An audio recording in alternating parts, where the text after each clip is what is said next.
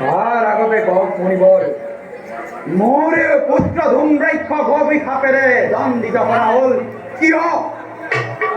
মানুহে মানুহৰ ভাগ্য নিজেই নিৰ্ধাৰণ কৰে, তাৰ বাবে কোনো নগৰীয়া নহয় মহাৰাজ।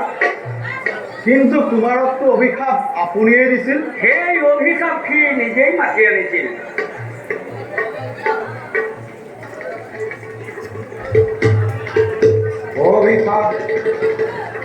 অভিশাপৰ যোগ্য সি